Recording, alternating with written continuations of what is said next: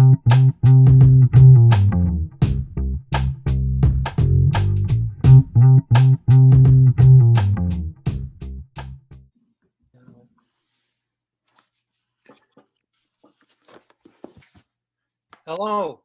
Hello. Wait a minute. Oh, hold on. I had something set for this occasion. Wait a minute. Here it is. Special.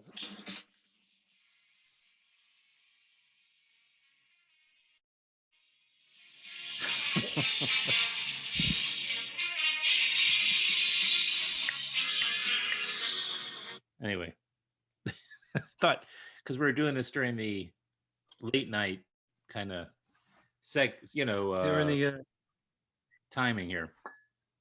that's right. If ever there was like a 10-minute delay on the Tonight Show, but that would be because it was really taped earlier in the day. Right. Didn't they? And also at some point they started at like 11:35, which I couldn't quite understand, but why they did that. But that was a thing. Do you remember that?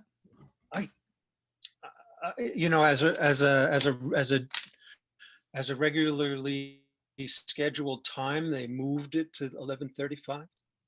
Yeah. At a certain point, it went from like 11 to 11:35. I don't know. What? And then there was another thing I found while I was waiting, just because, and I thought you'd be really like to hear this. This is in a Facebook group called Cinema Shorthand Society. Yeah. And it starts with this. Bud Cort describing the first time he met Groucho Marx. Quote, I had just gotten off the plane from New York City and I had hair down on my shoulders and a beard. I took a cab up to his house in Bel Air, and the minute my fist connected with the door opened and there stood Groucho. He looked at me, his mouth flew open, he gasped, and he slammed the door in my face. Another guest who knew Bud opened the door and brought Bud in to introduce him to Groucho. Groucho said, I'm sorry. I thought you were Charles Manson." Goes on from there. I guess it's a great series of anecdotes. It kind of goes on to Harold and Maude, but it's really keen, like who Bud Cort wanted for, he wanted Greta Garbo to play Maude originally. Can you imagine anybody else playing? That's And then there's that photo right there. There's Bud and Groucho. It's Bud's birthday. Happy birthday, Bud Cort. Do you ever meet Bud? Yeah, I did. I met him once. Wow. It was at this restaurant in LA. Maybe you know it. It's a lot of like actors and show people would go to this place. It was hidden behind the Roosevelt Hotel in the parking lot. You know the restaurant I'm talking about? You go in, it's like you get there and it's like the front entrance it's kind of like not camouflage, but just yeah, you feel like you're walking into a bamboo lounge type of place, Yeah, like a tiki lounge or something. But it's like kind of like this. Yeah, it's misguiding or whatever. Like you're not sure you're going into a restaurant, but then you walk into the real popular spot. Yeah, then suddenly you're there in the hallowed sort of insider kind of like, and you start to see people. Yeah, in the corner, like that sort of happened to me. I was invited to a publishing thing for not that long ago. It was before the pandemic, but it was. I didn't really think about it, but it was for this book from Mike Nichols. It wasn't the new one. It was one that was sort of done like 2 years ago, and I was invited to the just sort of the party, and I didn't even have time to really think. I was a busy day, and I had actually a rollaway piece of luggage, and I figured I'll just check it in when I get to this, the Monkey Bar in Midtown. Yeah, right. You know that place, right? So I get there and I walk in, and I swear I almost rolled this thing over Barry Diller's foot, and he was very nice about it. I just kind of went like, blinked my eyes and sorry, Mr. Diller. But I realized, oh, it's going to be like that. It's going to be that kind of party. I Yeah. realized I hadn't put it together. It makes sense, because of the authors and everything, that I realized, oh, they're very it's a very connected thing. And everybody who loves Mike Nichols and who's still, around will probably a lot of those people were there. So it was one of Yeah. those, it was kind of fun in that way. Um, but anyway. I was just talking to somebody who for whom it was a family tradition to go to the Monkey Bar every Christmas, Oh, right up until the pandemic. Uh,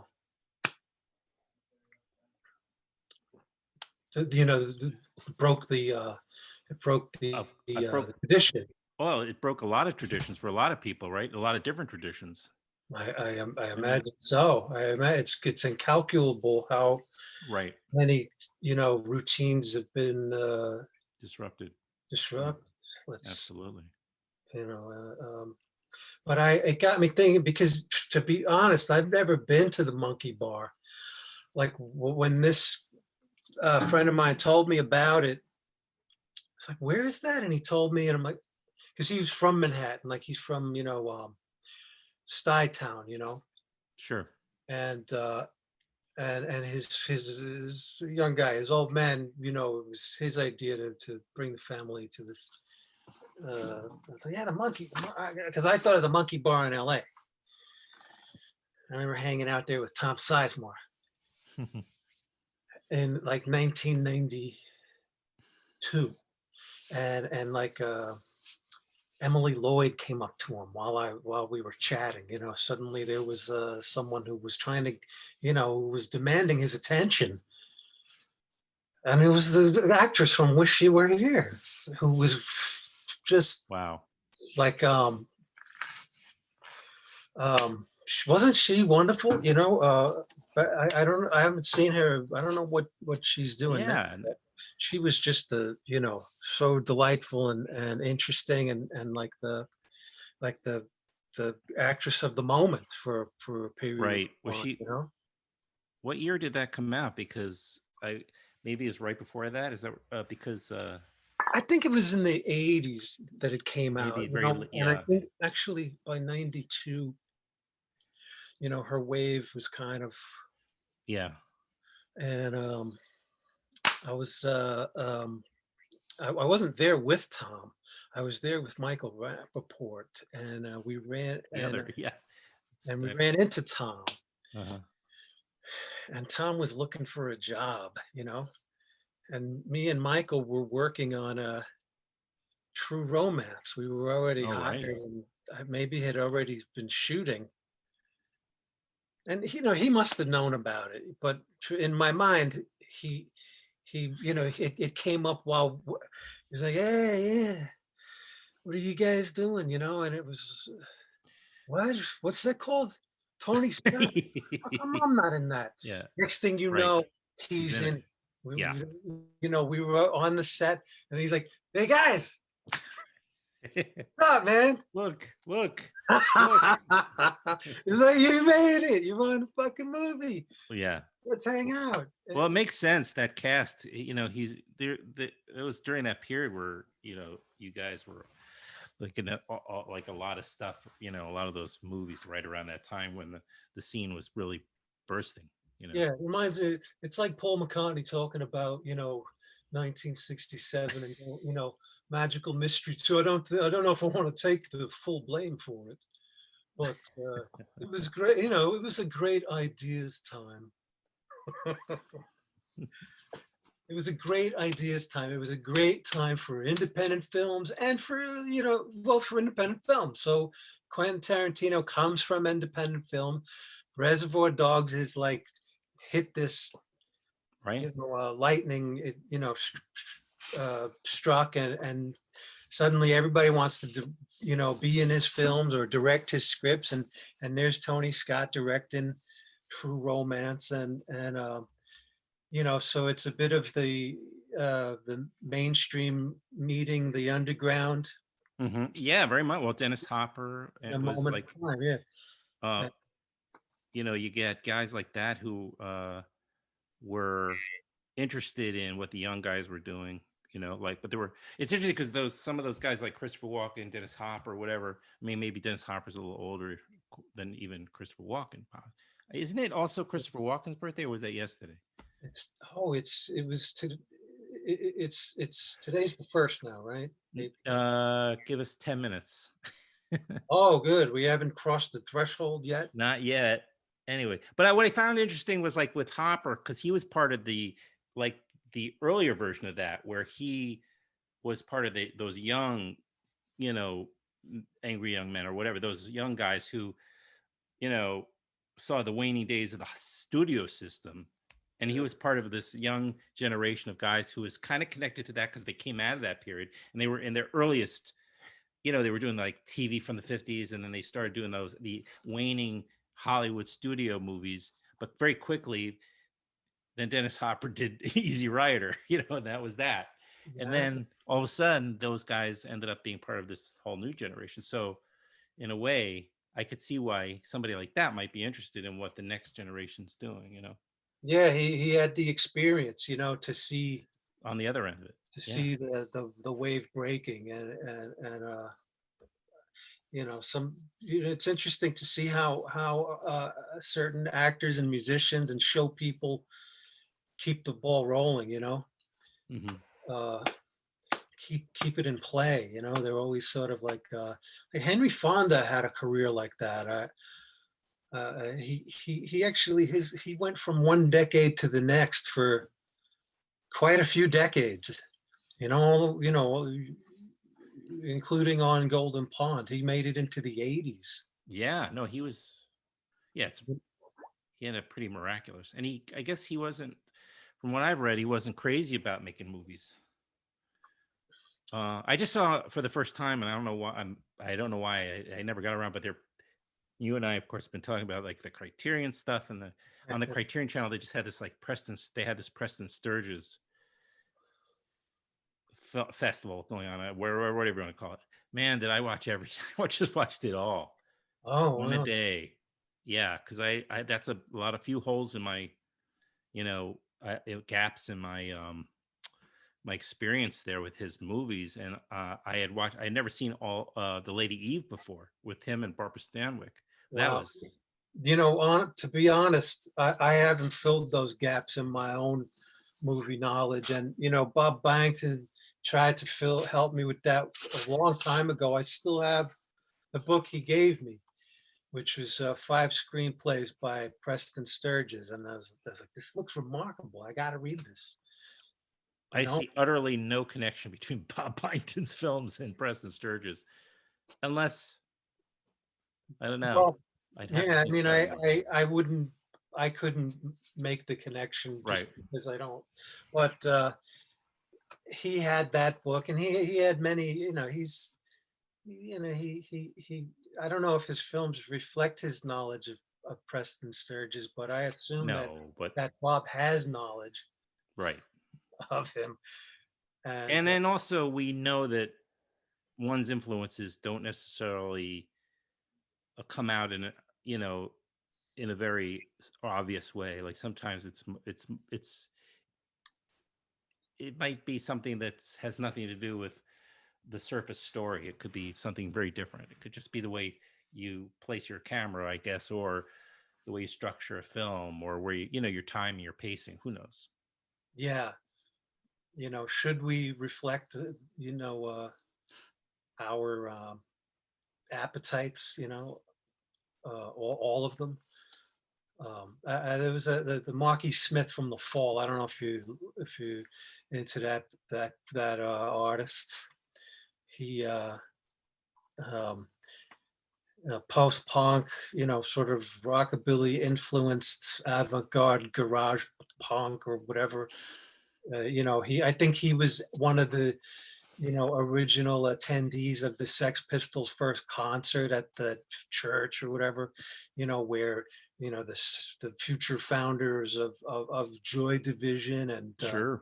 all those groups, they were all there for the Sex Pistols' first show, and like Marky Smith, and I think Okay. Shane McGowan was there, but Marky Yeah. Smith.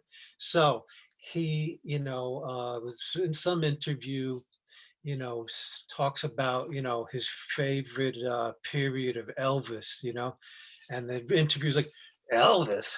I wouldn't think you were into Elvis. And he's like, why not? That's what, and he goes on to say, it's a symptom of, the lack of imagination in modern times. And, people don't know what they're doing anymore. Who says, you have to look like what you like? Right. That's a good Am point. I supposed to walk around with, looking like Elvis or something, Right. to prove that, or, whatever. Um, I was going to say about this criteria. Speaking of Criterion, one of the top 10 lists I saw was, um, it's funny because a cousin of mine from the Bronx caught me over last Thanksgiving, the last time we were able to have like Right. a holiday Yeah. together. She was getting really annoyed with me because I hadn't yet shook the sort of Boston accent that I was trying to learn for Ray Donovan.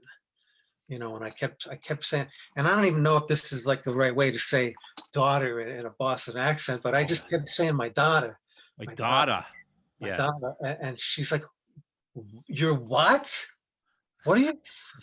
Why are you talking like that?"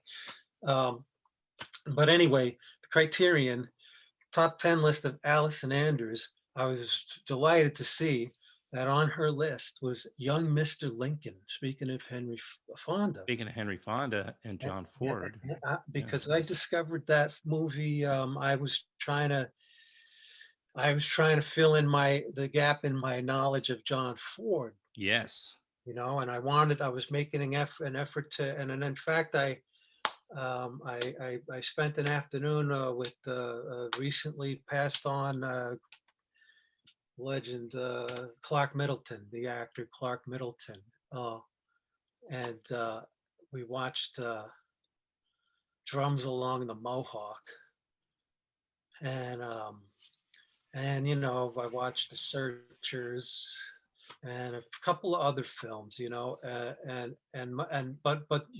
Darling oh, Clementine. she wore a yellow ribbon. She wore a yellow ribbon, of course. The man Oh, who shot Liberty Valance, I guess you could even say. yeah, and How Green Was Ox the Valley. oh yeah. That was the one. That's a hard, yeah, that's gut wrenching. I wish I had seen that movie when I met Roddy McDowell. It would have been nice to have been able to say, I loved you and how green was my valley. Because all I could say was, I could hardly speak, to be honest. I I was so, understand that.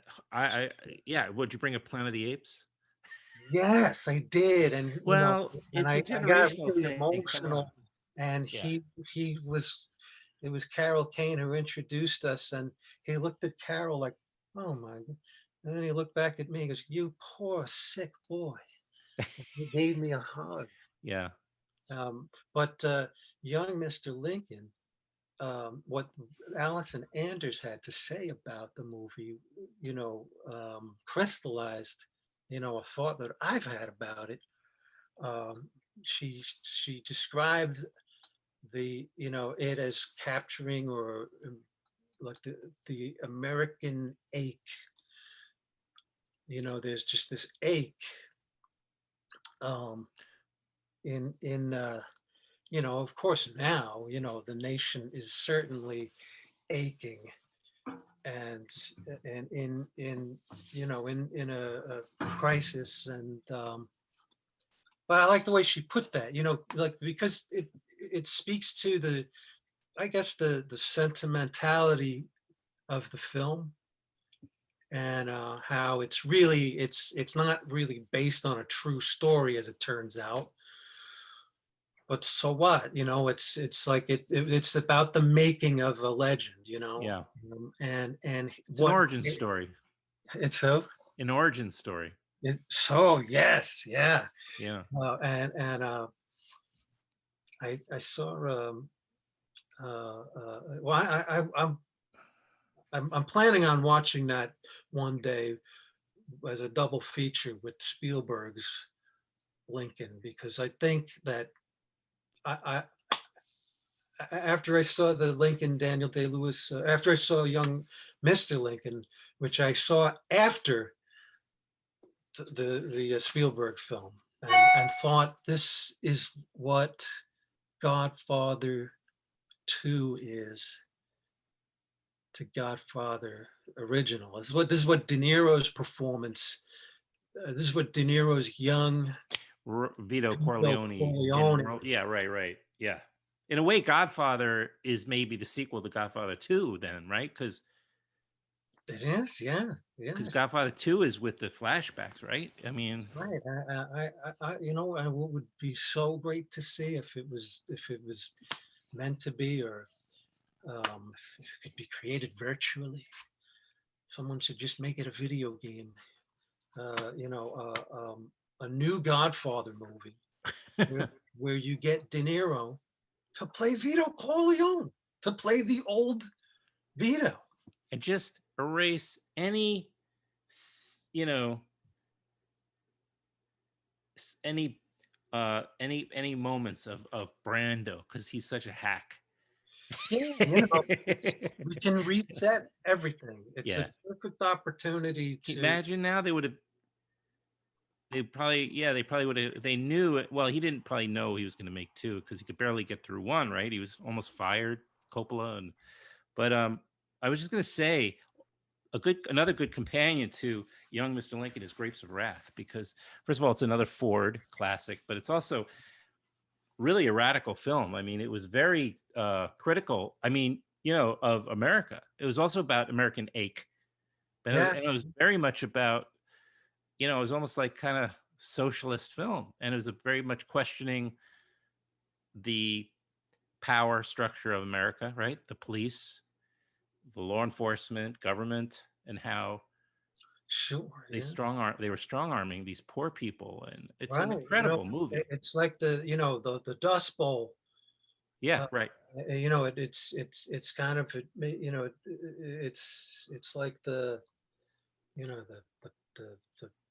potato famine of Ireland, and of like the arson in the South Bronx in the '60s. You know, like where a whole people was gaslighted. You know, and an attempt was made to eradicate, a people, and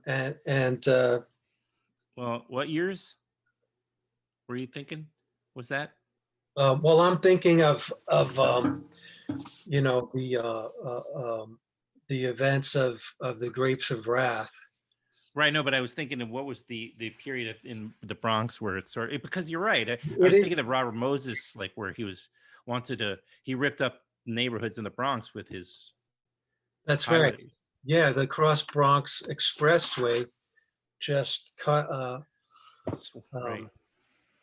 Um, uh, um, Ripped right through the those neighborhoods. yeah, you talk about a disruption, and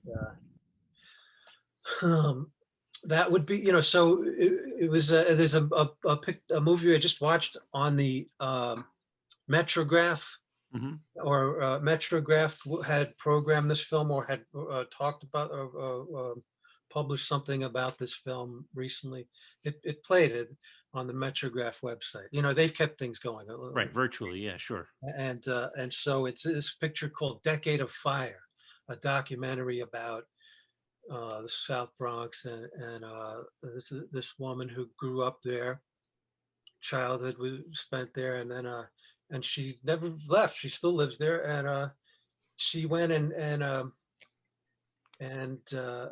investigated the records of the fire department, you know, Wow. and and what else am I thinking? The Trail of Tears. There've been many trails tears.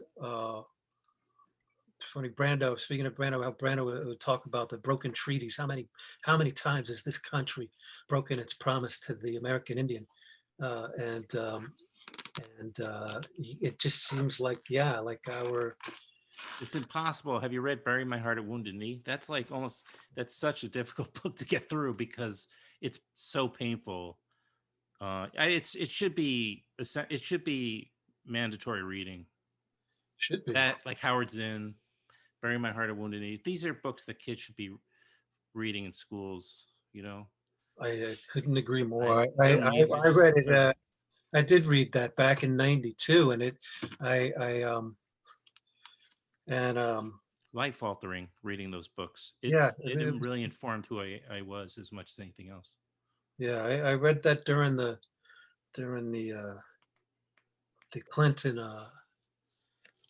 um, Clinton Bush race. You know, the book just turned me off to the election altogether. To be honest, Yeah. I was there. I was with Rappaport doing True Romance. It was around that time. It was. Well, Um, that was an amazing time. Also, just as I know we're popping around, but we are. just as I always bring up that period because, like, I was brought up in a house where my parents loved the European filmmakers. You know, I grew up. I mean, I didn't watch all of them, but my father loved Bergman. My mother loved Fellini. You know, they kind of just had that, and they would play these on PBS when we were kids. You know, they would play like Japanese samurai movies. You know, I mean, it was an amazing time. And but as a young guy discovering my own generation of film, and I've talked about this before, but that was exactly at that like mid to late 80s till mid 90s when that kind of until it crashed. That period was really meaningful, you know. Yeah, yeah, And of course, yeah, Tarantino came out of it, but Spike and Jarmusch and you know, some Allison Anders, of course, Susan Seidelman, all those people. Just an amazing period of time. yeah, yeah. That's yeah. God, we were talking about Emily Lloyd. I remember I saw Emily Lloyd shoot in a movie in Little Italy once.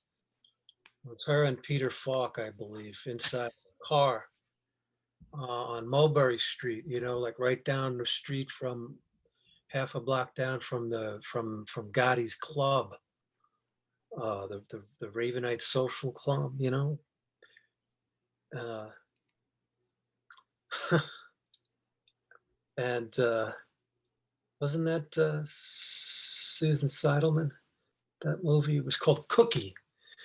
Oh, was wait, but so I'm trying to remember the Smithereens, right? Then suddenly, then suddenly seeking Susan. What was it called?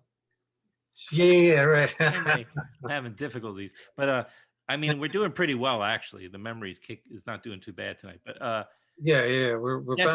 desperately seeking Susan. And then that when was Cookie though? Because I think you're right. I think that was Susan Seidelman. 88, 89. So it was she did, was that before Smithereens? No. Smithereens had to be before that. But I don't remember. You mentioned I'm trying to remember what she looks like. I can't remember Emily Lloyd. I can't remember what she looks like. I don't know why. Blanking. She looked like Patty Boyd. You know, she looked like the the actress who married George Harrison. Right. And then Yeah.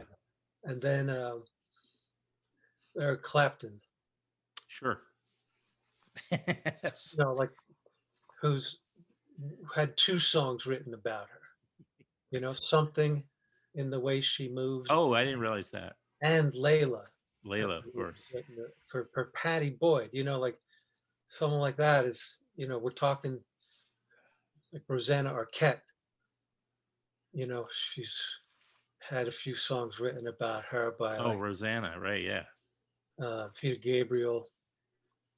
Um, I forgot about that relationship. he wrote some. I think he wrote "In Your Eyes" about her. I think. Not too bad, not too shabby. Not too shabby. It's a nice. I played that song recently myself. Finally, I just "In Your Eyes." yeah, yeah, it's a good one. I mean, it's like one of those classics, but it's just fantastic. How do you know how to play all those songs? Because I have been playing. This was a really weird thing that come out of this time is I've been playing since I was like 12 years old. And I took it very seriously for a long time. I took jazz guitar for years, and I played. I went to a summer camp. I played. I wrote music. I wrote a bunch of songs in the '90s. I was trying to, play and I recorded music, and I was doing all that. And then I kind of met somebody. I got married. I had a child. It stopped. It just stopped. I mean, that's not an unusual Yeah, story, right? I mean, that's usually when that kind of happens. I mean, either you're going to make it or not. I just was not really committed to it. I was almost there, but not quite there. You know what I yeah, mean? Like I yeah. just wasn't. I didn't. Anyway, point being, I went back here and there, and then it wasn't until I was stuck at home, and then I just picked up the guitar and I started going back, and it just kind of kicked in, and then it was like this voracious, insatiable, voracious appetite for just playing and getting to be back where I was once, like to be really, really good again and to just master it again and be better than I was it sort of happened.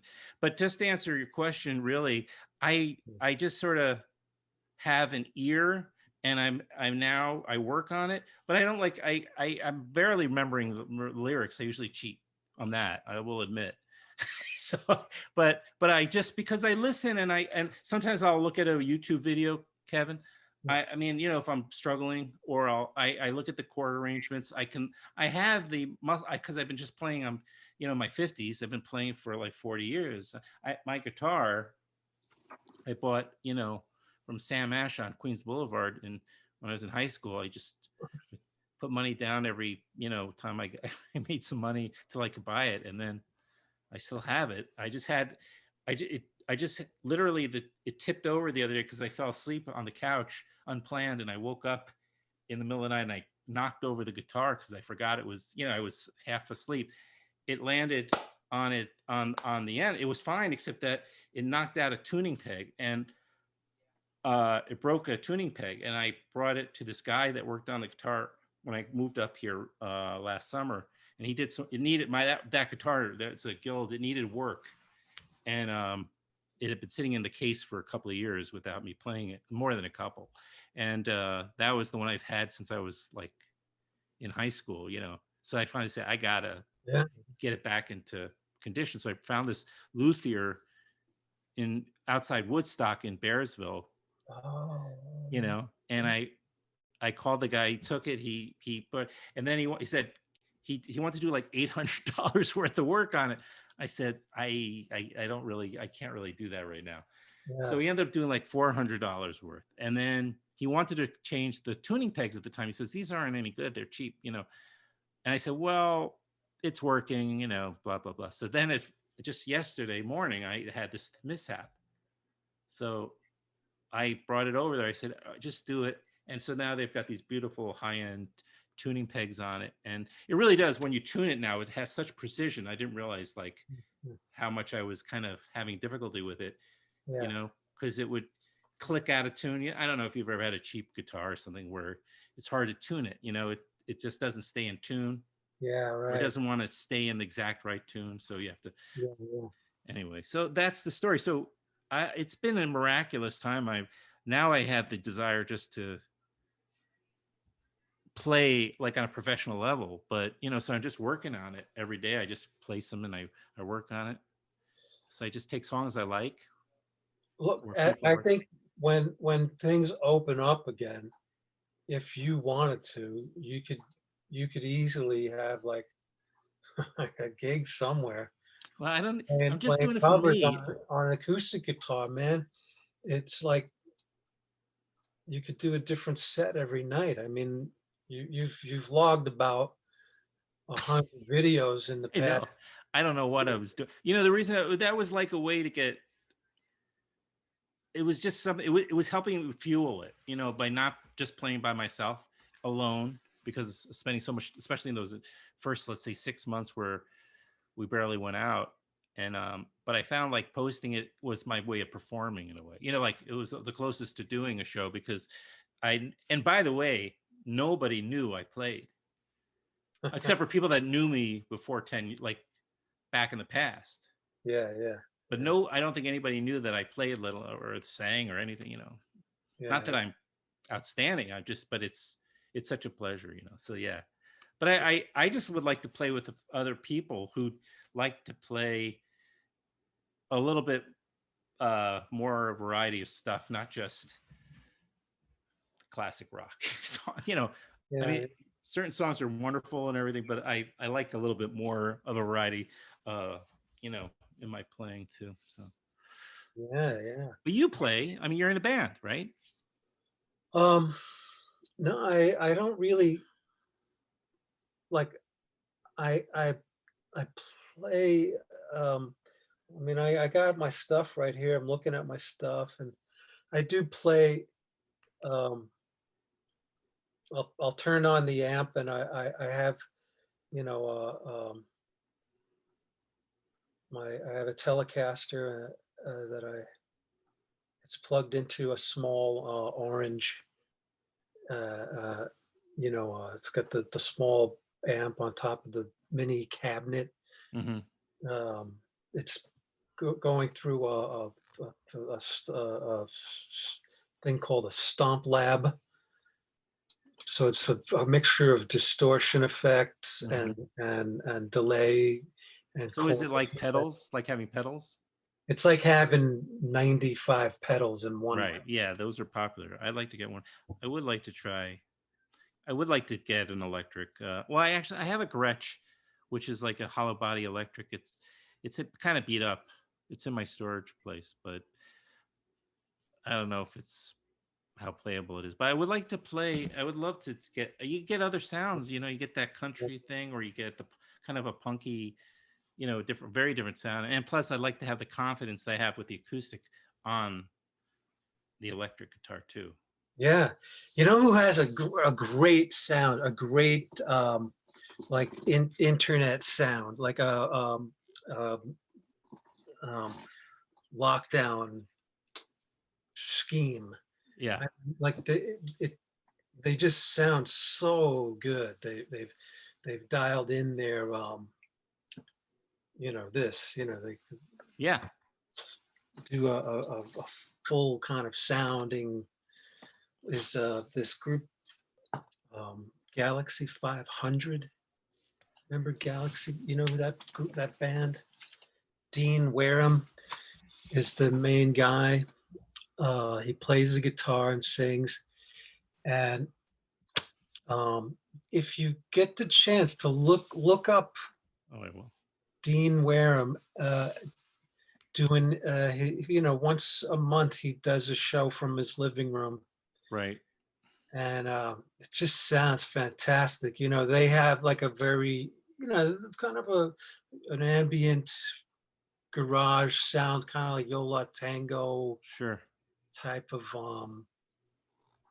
uh, um, guitar bass drums, but without the drums. It's just kind of guitar and bass, but the guitar is an electric guitar, and it has, he's got a good, nice, smooth sounding, just kind of luscious, reverb Yeah, kind yeah, yeah, sure, sure. of tone, and his voice is just great, and at the end of the day, it really is the songs. Right. I you know, because you're listening to it's like, why is this so good? Why? I gotta get the pedal he's using. I gotta get Figured that it guitar out. that I he's figured using, out. a Gresh hollow body. It's because it's a hollow body. That's how he's getting that sound. And it's like, no. He's just a good songwriter. You know, man has a gift. It's like um, has an ear, has a discipline. You know, Right. can play a tune. I can't play a tune. You can play 100 tunes. It's You a know, little bit of also like at will. I can't do that. I can't. I couldn't.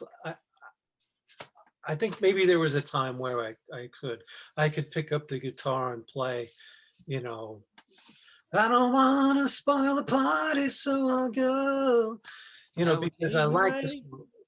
I hate my disappointment to show. Oh, There's yep. nothing for me here, so I will disappear.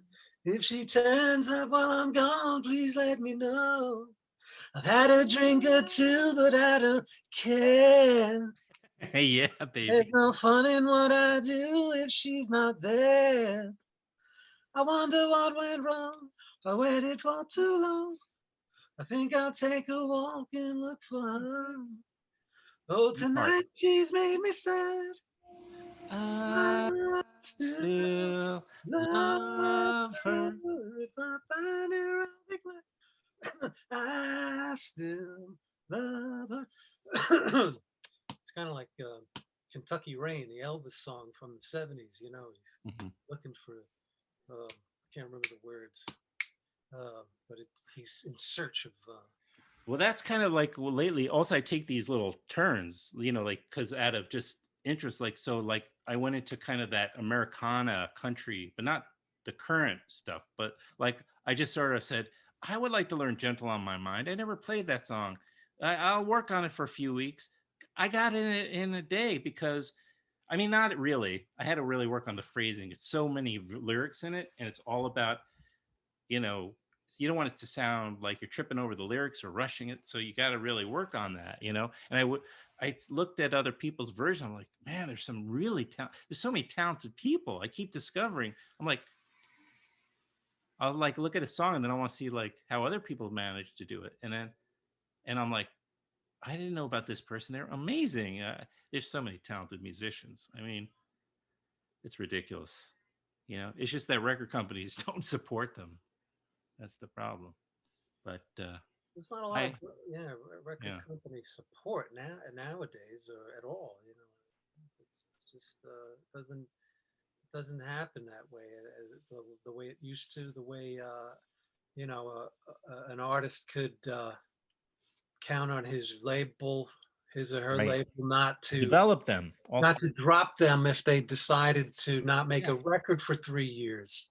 Or if they make a like one that's maybe a commercial failure, but they stick with them because they are developing the artist. That's what that meant, Yeah, was to stick with them when they spot somebody with real talent. right. And they don't do that anymore. It's like you get one opportunity, maybe two if you're lucky. you Right, know and a network wouldn't cancel a show, you know, right. just because it didn't go into the top 10 Right. in its first season. A show had a chance to a second chance. They Some of gave the best shows, if they had canceled it because of that, we would never have seen like All in the Family or The Odd Couple, something, whatever it is. Like they just didn't do great in the Get Smart. I don't know. They're these classics that just didn't do great in the ratings, but fortunately, yeah. there was not that kind of I don't know business approach to it. It's Well, it just unfortunate. seemed like someone it was whoever was running things. Um, whoever was behind the curtain, in whoever was the Wizard of Oz, um, Yeah. Yeah. secretly controlling everything. That person was, at the end of the day, a connoisseur. With kind of like good taste in talent and in writing and in films and literature, and would see a show, I would imagine, like, they thought had potential, and say, no, we're going to leave that on, we're not going to cancel that. That show's going to, they're going to find themselves in the second season. We got to, you know keep um, there was more, it wasn't like these rash decisions, like, all right, they're done, cancel them. Yeah. Two, Well, I two, think a lot two, of two executives, shows on the air. It hasn't done the numbers. Just cancel it. And we put all this money into it. Forget about it. Forget about it. Just, we got to cut our losses now. their losses. Yeah. Well, I think, it definitely was a line in the, like a division in the Reagan era. Before that, it was like creatives were running they'd become the Yeah. executives. Creatives would become executives. And so that was their priority. And then it became numbers people. They became the corporate, executives. And that was the end. Right. And you'd have those people, they would start showing up during the rehearsal phase for a Broadway show, for instance, by 1980. Like, there's a great documentary film that, gets into that, called Broadway, the Golden Age. And, they tell the story of Broadway all the way from, the 20s, the 30s, Like up until the 80s, where you got like uh, like people who were there around 1984, 85, 86, 87. Like, they interviewed Amanda Plummer, who was doing like cats. Agnes of God, right? And she Yeah. was Oh, like, right. described this sea change, like, I don't know what show she was doing at the time, but it was the first time she ever noticed that, like, these kind of these corporate types were like in the audience during a rehearsal, and it wasn't just the director, it wasn't just the creatives, it was these The other, accountants and yeah, like the board, members, or the board of hip directors. weeks, Yeah. that didn't belong there, Yeah. who, at one time, it would be, um, they knew their place. They did.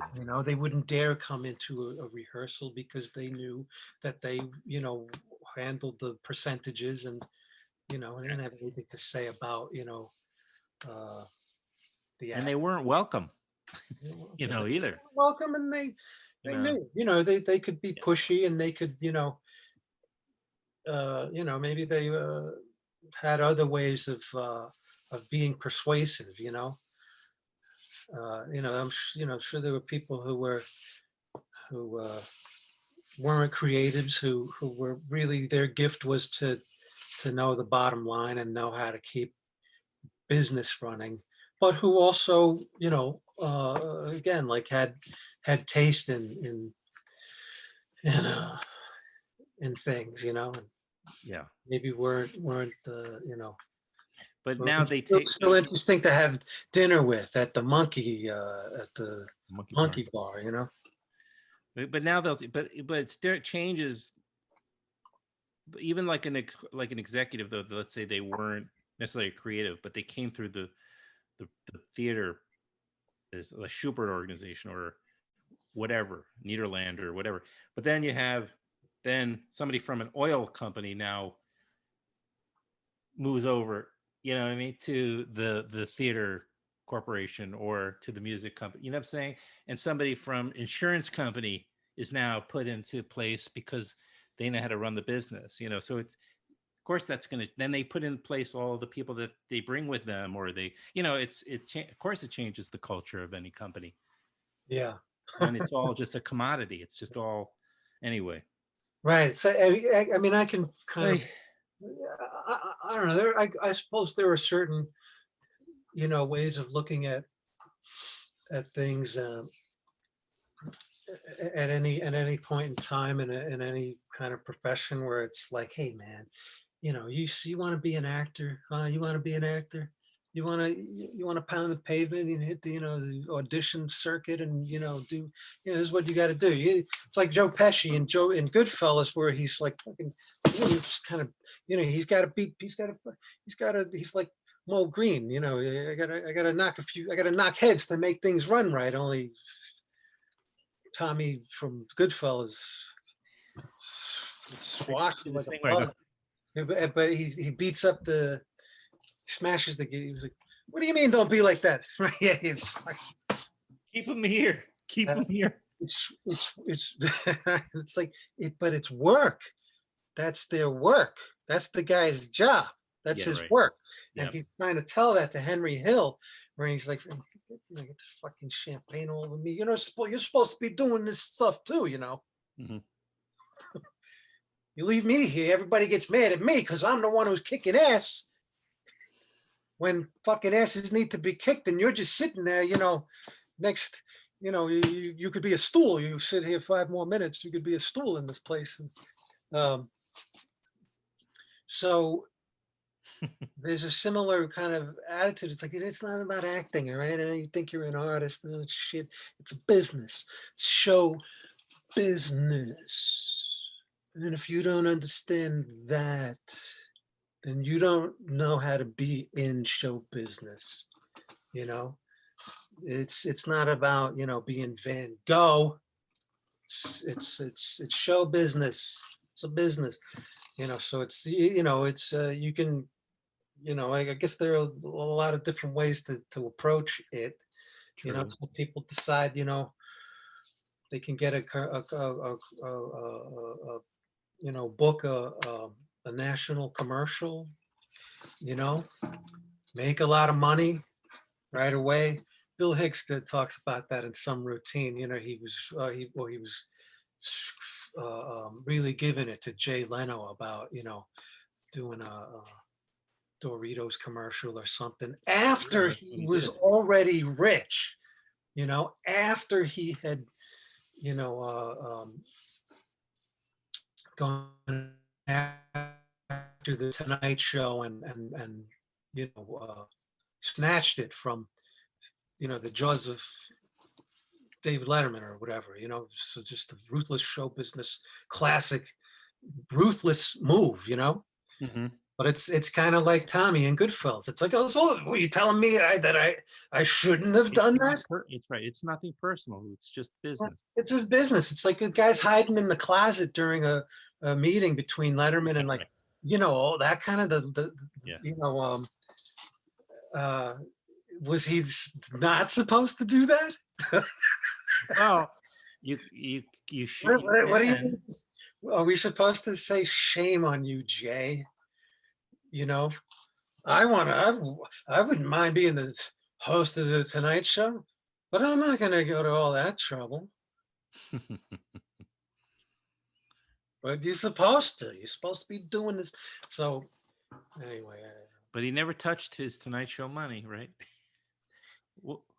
Wasn't that what he said? He lived off of his stand-up money, interesting. or the other way around. But I have a feeling it was the stand-up money. He just anyway. Yeah. And then there of course was another whole round of that with Conan, right? Like Right. He had his whole. where he left and then he came back. You know. Yeah. Right. So it wasn't just. Um, it's is that just like a show business move, or is that a Jay Leno move? You know, because he did it again with Conan. He did it Yeah, with but neither. Letterman, and he did it with Conan. Yeah, but he could also argue. I guess maybe Jay knew that at the end, like that he was much more of the like, you know, he was the corporate guy. He was going to be. I mean, you know, Letterman really wasn't a man of the people. I mean, he's kind of become that way in his older age now on his Netflix show. Wait a minute. Wait a minute. Do you remember there was an episode of Letterman? Was it 2004 or 2008? Who was it? Maybe he had like Mitt Romney on the show or something, somebody, you know, like that. And he was like, well, you know, the path to the presidency, it goes right by this desk, you know. Traditionally, you know, there's Letterman on his show. It's like no one's ever made it into the presidency who didn't, you know, first succeed on late on night, you know. on late night. Oh, I didn't know that one. I mean, he was tongue in cheek, Right. I but see. It was a joke. Okay, that makes more sense. it was still like it got big applause. You Right. know, it was a That great wasn't Mitt. line. It could not have been Mitt Romney though. It was a great line, but it was great because it was kind of true. Yeah. Because he had Letterman, okay, not a man of the people, but also a man of the Well, people. yeah. You Well, right, what? but not the showbiz version of it. Like in other words, Well, I see what his you mean. his his his brand was so much more ironic and it was like a character he was playing almost. Whereas, you know, I think Leno was more I mean, I'm just telling you the way they came off. I don't know what they were like when they went home at night, but Yeah. Leno be developed into just sort of like a working guy. It's a joke because, but he would, what I mean, he became like kind of just the regular guy. And Yeah, Letterman was kind of aloof. And you would understand why conservative people might not find him, like, yeah, he seems very obnoxious.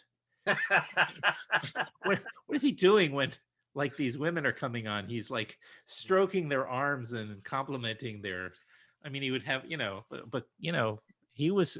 Let's face it, he put on a better show. he put on a better show. It's like Better show.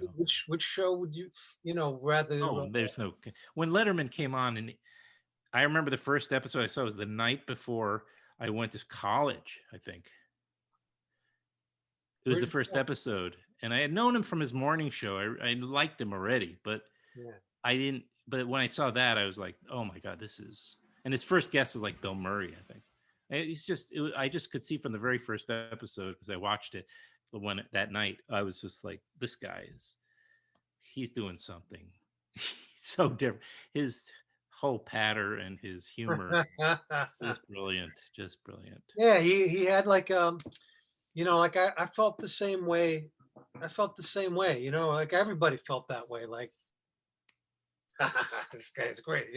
He's Yeah, just kind of like he walks out in sneakers and a suit. yeah, exactly. He had on those sneakers and chinos, and I don't know. Yeah, it was pretty cool.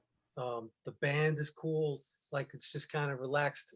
And like I remember, like what was that? Like 84 or 83 or What, when he like started, or yeah, when the Letterman show oh started. no, I think it was actually 82. 82, yeah, Because yeah. I think, unless I may be wrong, but I think it was the fall of 82. Because I in my memory, and of course I could reinvent it in my head, but the memory is that like the first night I was a nervous wreck because I was going to be going off to school, and actually just a few miles from where I am right now, and I just remember putting on the Letterman this new show, but I would have, I don't know, I could be Yeah. remembering things wrong, but it was around Well, that. he really, so it makes sense that Bill Murray was his first guest because, let's face it, let's be honest, he was doing kind of what Bill Murray had been doing for a few years Right, already, which was right. cultivating that kind of dry, off, Cool. cool, like, Bit of a hipster, a bit of a geek yeah, combination. Self-aware geek, kind of owning it. Yeah, there's something that he was doing, Um, this is a really good time. yeah. And it was all in that building, right? Um, 30 Rock. 30 Rock, yeah, I was just watching like the best of Letterman and Brenda, the office worker across Sixth Avenue. They had the camera. They Oh, would right. zoom across Sixth Avenue to some random office. Well, Uh-huh. it was random the first time they did it. They decided they didn't know who it was going to be until they found. I think her name's Brenda. Wow. Oh. And they got her to come across the street and be on the show, and then she turned out to be like pretty cool herself. And so he would just check in with her like once, every week. and then she was on the show about 35 times Wow. in the first year that Yeah. they Because he were would do that then, running right? with this idea. Yeah. Yeah. That's amazing. Yeah. And then he started getting the guy who ran the deli down on the Sure. floor of the CVS building, and they used to call the payphone on the corner of Broadway. Yes. Yes. I tell you, I used to hang around that corner Get out of here. every chance I got, Hoping it hoping that the phone would ring, and if only that would have happened, you would have had a career. You could have had a career. I was gonna do it. It was like this. I want to get on TV somehow, man. I went to one taping, but it was I think it might have even been the second incarnation, but I went to one taping, and it was because I had a friend in from out of town, and we just decided we'd do it because as a New Yorker, just never did that kind of thing, and I've never been to Saturday Night Live, but anyway, and we went to it, and Joan Rivers was the guest, and it was her first time it was the first time, maybe her last, ever doing that show. Oh, wow. But I was just listening to this fantastic podcast with Al Franken does a show, and way before he was a senator and or an ex-senator, he was a writer on the first generation of Saturday Night Live, and he had Letterman. He has Letterman on his show right now. It's on the podcast, and they do this really long conversation. And what's wonderful about it is that it really spends the majority of time talking about those old days. It's a really good for anybody who's a fan of that period to listen to Al Franken's podcast, which is a political show typically, but Letterman. He brought Letterman on for this really long. It's like 2 hours long. Wow. Fantastic, because they go down memory lane, and the writers they worked with, because there was a lot of back and forth, and it's a good episode. It's good. Oh, yeah. And Letterman's very generous, in the way just talking about anything that he wants, that Al Franken brings up, and just he's very present, which is nice. It's nice to see that with somebody who's like a billionaire probably or something. But Letterman. Did you ever do that show, by the way? No, I went to. I had a friend who was a publicist for a musician, and he says, you should come by at Sullivan Theater. So and so's the musical guest. Right. So I got to walk in with him. The show had already been on. Like it was like pulling a second acting a Broadway show. Sure. Well, poor actors would often walk in at the intermission because they couldn't afford a seat. Yeah, I did that once. I did that for Speed the Plow when Madonna was in it. Wow. And it was like. Was it Harvey Keitel? No, it was Joe Mantegna and Ron Silver. Wow. And like in the same place. A couple of minutes after the second act began, a crazy person walked up onto the stage. That was me. That was you. Yeah. No. I remember it. And it was Joe Mantegna. Mantegna. That's a hard one. I know. He grabbed you by the arm and escorted you off the stage. Thank you for reminding me. Without breaking the play. Yeah. I've heard a lot of stories like that. It's pretty smooth. But I felt that sensation going in to see Letterman. I was really excited to, I'd never seen David Letterman in person. And I was immediately kind of amazed by how small the theater was. It was like it was like this is where the Beatles played. This is where the Beatles played. This is where the Elvis played. Every time Christopher Walken was a guest on the show. Sí, senor, sí. Yeah. Remember that guy? He was in the letter. It was beyond Ed Sullivan show. Sure. Yeah. And I think if I'm not mistaken, Topos. Yeah. The Honeymooners was performed on that stage in The the Ed Sullivan Theater. Do you think they shot the series there, or are you saying maybe specials or? No, I think that's where the classic 39 episodes was filmed. I could be wrong. Right. I I could be can't. wrong. However, Art Carney did have an apartment on 56th Street. Mhm. I've been in the building that he used to live in. He used to live in that building. He had an apartment there. He'd walk down to the theater to do the show. That's in my mind. Okay.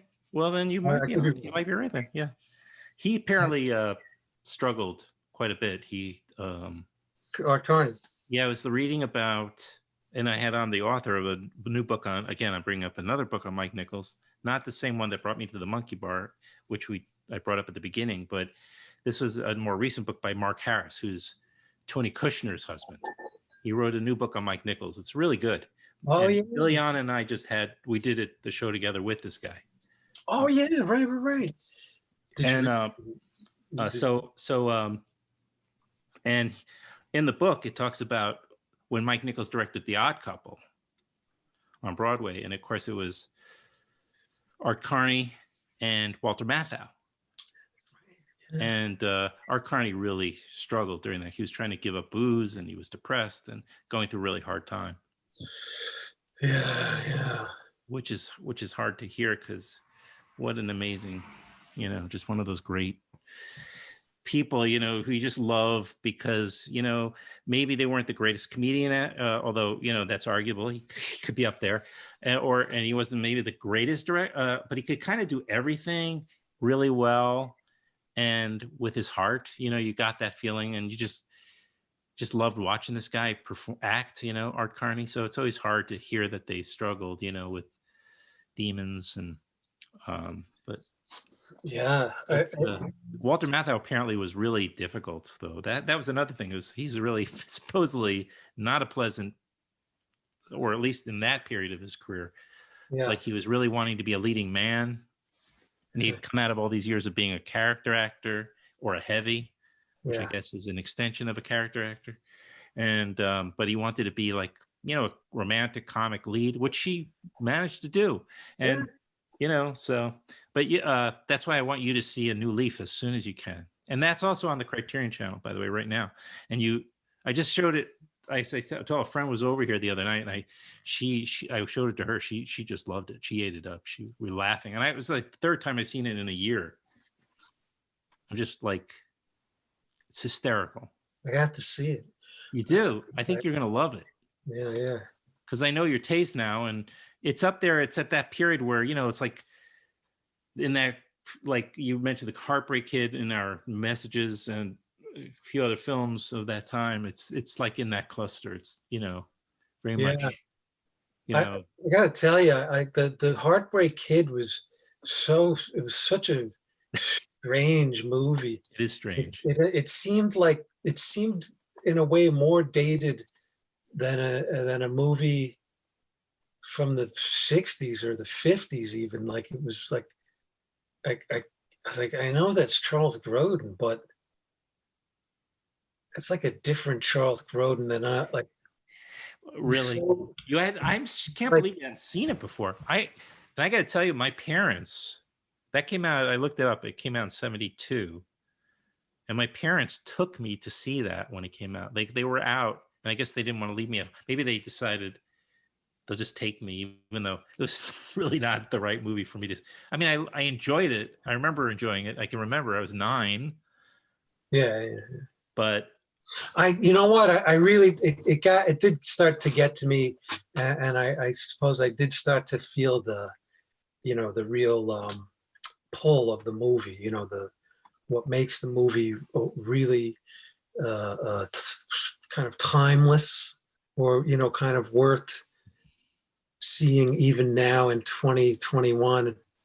It's I guess was it Jeannie Berlin? Yeah. Elaine May's daughter. when he is telling her, I want to leave the marriage, and he's in the middle of the Oh, he takes her restaurant, to the restaurant. and she's just like she's drowning. Right. It's Um, painful to watch that. It's very hard to watch. yeah, yeah, that's when it was like, this is the real Yeah. resonant part of this film. Yes, totally. Yeah, yeah, I yeah. mean, right. That's like the centerpiece of the film. Everything pivots, of course, because then he goes off, and it almost becomes a little bit like The Graduate in Yeah, pursuit of Sybil Shepherd, the same way Dustin Hoffman goes off in search of Catherine Ross in The Graduate. There's kind of almost like a parallel thing going on there. that's right. And look, here's what the Heartbreak Kid reminded me of. Here's what Charles Grodin reminded me of. He reminded me of William Macy in Fargo. He seemed to have like, this guy's not right. Yeah. There's something It's awful very, about this yeah. guy. Do you remember? Okay, one So thing I always willing to sell out his wife like that. Or sell out anybody, like he would do that. It's so true. No, he's so evil because he's like Trump. He has no fiber, no moral center. There's nothing telling him what's the right and the wrong thing to do. So I just remember when Francine McDormand, excuse me, when she goes and he's caught, he's essentially caught, but she's in his office and he keeps taking phone calls and he kind of just rocks back in his office. Do you remember that? And he's sort of just nodding and he's rocking. It's that moment is, I don't know. I just see it in my head all the time. And I sometimes will do that. I'll be in in a chair and I'll think I'm that guy, in that moment. Like I can just embody that moment, or that aerial shot where he's on the top of the roof of the parking garage and he's scraping the window, and his father-in-law and the accountant just refuse to give him any money for this idea. They're going to take the idea, but they're not cutting him in. Yeah. And he just goes crazy on the windshield. Remember, there's just, I don't know, that movie. That's a top one. That's a top favorite. There are things like that, what Yeah. we're describing here, where an actor, it's Right. it's kind of like, I'm trying to square this. You said before about there's so much talent out there, although we were talking about music at that point. But I was just looking at this. Don't ask me why. I was looking at this. I just came across this article. I read this article last night in some publication. When I got to the end of the article, there was if you like this article, you might enjoy this one. And it was like an obituary for some actor. And then that led to, I'm telling you, like 50 other profiles of actors that died in 2020. And I couldn't stop reading them all night long, like Fell into the rabbit hole, man. frankly, I was kind of like, this is where we end up, isn't it? Every, one story after the other, where it's like, so and so loved life. They all loved life, didn't they? Everyone kind of like, the same thing. You never read. Well, you don't read. So and so hated life. I would love to read one that said that. Yeah. Marty, you know what? Marty Feldman's last words, he had a heart attack in Mexico City, working on a Yellowbeard with Graham Chapman. And Marty Feldman had like a very happy marriage. And his wife was, really charming and beautiful. She watched this, there's a documentary called 6 Degrees of Marty Feldman, I think it's called. I may have seen it, but okay. And yeah, Loretta was his wife, and the pictures of them together and the footage of them together, she adored him. And who didn't, Right. He was so funny. And, according to her, that's what the kind of marriage that he offered her. You know, she was just never without laughter. He always made her laugh, and he loved her. And they never said goodbye to each other. If he was going off to work, they had an agreement about, we're not going to get into all, you know, that. It's like, see you later, not goodbye type of thing. And then he had a heart attack, and, you know, he um, died, and that's how he went back to England. But his last words, he said to Graham Chapman, please tell Loretta something for me. So I love you very much, and I'm so happy that I never had to put my thing in someone else. And, you know, she had like, just like, you know, all those tons of like fan mail that she got around to reading, you know, 2 or 3 years Right. after he died. Or Yeah. yeah, I bought it, you know, I told you, I bought Yeah. his autobiography. So that's where I got that. I was just reading it today, in, you know, on the John. Well, we're it's funny because, like I said, I showed Young Frankenstein to my kid, and this is like, I'm not sure if it was last year or 2019 or whatever. It wasn't that long ago, but it was just like, who is that guy? You know, we just sort of grew up with guys that looked like that. I think maybe not quite as extreme as Marty Feldman, but there were a lot of funny looking people then. You know, where they weren't all so coiffed and, you know, handsome. Like you could be a movie star and look like Woody Allen, I guess, or, you know. Yeah, James or Covert, you know, I mean, they were just, you could even like be the lead in a film, is my point. You know, or in the top cast. those, you know, like I tell my favorite character on MASH was always Radar, because Yeah. I like, that's who I was drawn to. You know, like I identified with him. You know, Gary Berghoff. Yeah. Who's still around apparently. But I thought, well, he wasn't, he like, is he the only one to come out of the movie? I think he He might have might been. be, yeah, yeah, it's possible, yeah. He but his band, his routine that he would do with uh you know, McLeod, what was his name? No, I All got it right, wrong. What? McLean Stevenson. McLean, thank you, McLean Stevenson. I was thinking Gavin McLeod, also wrong show. But McLean Stevenson, the two of them, it was beautiful. Oh That's yeah, a classic comedy team. I mean, those early, I mean, you know, the show kind of became something different with the cast changing and everything. But the first season or two with those two guys, you know, and Larry Linville, I mean, well, you know, that's a whole other thing. I mean, that guy was a psycho, right? They just don't write. He's just, you know, unbelievable. I was thinking about him today, man. Larry Linville. How great was he? Oh my God, he was great. You ever see like like when you see him interviewed, he's so nice. He's so Was he? like Yeah, not not Frank Burns. Burns. Yeah. That was also, but that was a great casted movie too. There's one of those cases where they did a great job in both. Like, Right. And you know, Robert Duvall played Frank Burns, oh didn't my he? God, are you? No, did he? Was he Frank Burns? I think you might be right. I think you might be right. I think unbelievable. And Sally Kellerman, of course, and Yeah. and then of course, you know, Ellie Gould, and it was just an incredible cast. You But they know, did a good job with the TV cast too, I thought. yeah.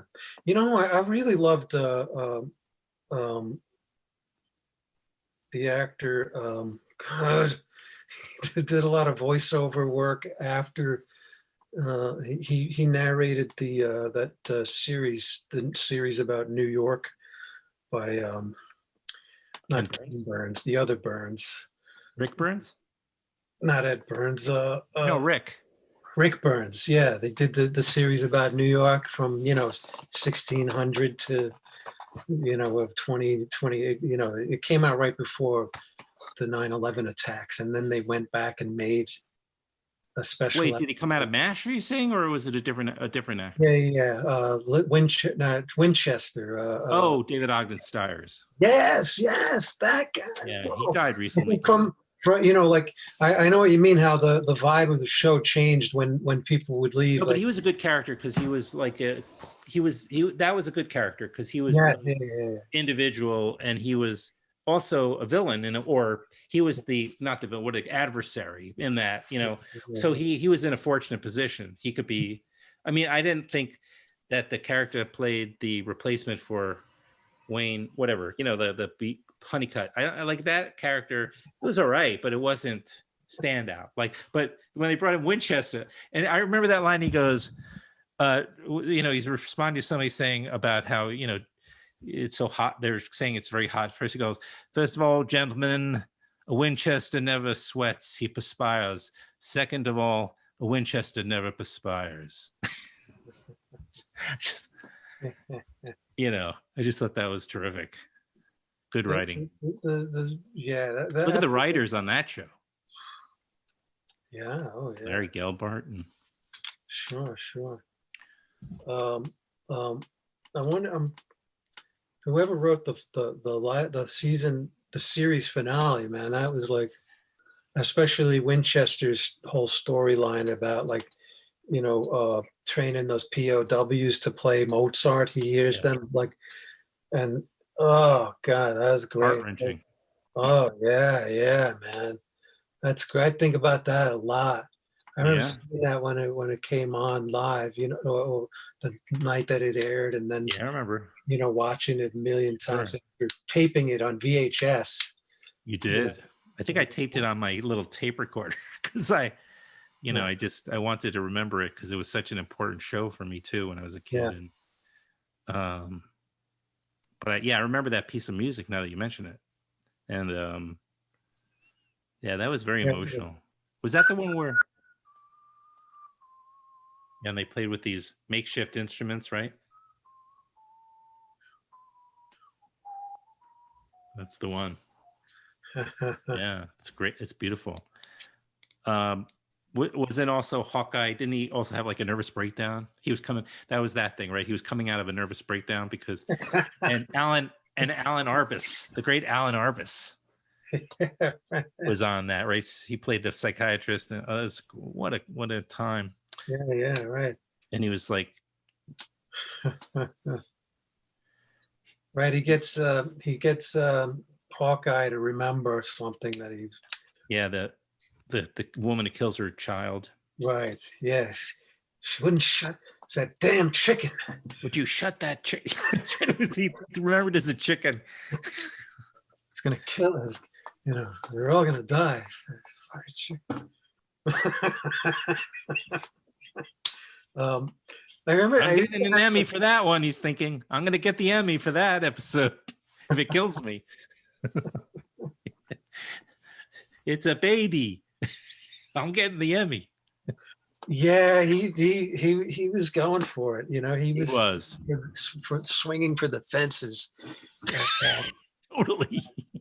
But he had already gotten an Emmy by then, I think. I think. What's that? He had already won an Emmy at that. I know. Yeah, no, for sure. And he was like one of the highest paid TV actors, I'm sure, at that point. He did a cartwheel when he won his Emmy. He cartwheeled down the aisle. Here's something you wouldn't know. I can do an Alan Alda. You do an Alan Alda? Yeah, I'm doing it now. I'm doing my Alan Alda now. Well, I got to get back. I got to get into it. Like, I saw him on Broadway once. He was standing outside the Opera Espresso. Oh, you saw him on the street Broadway? Yeah, he was talking to someone, and it was like, wow, that sounds just like Alan. That is Alan Alda. He's talking to somebody. Yeah. I saw him. I seen him on the street, but not talking to somebody. I just saw him like right by Lincoln Center once. But I saw him on Broadway in a revival of Glenn Ross. Wow.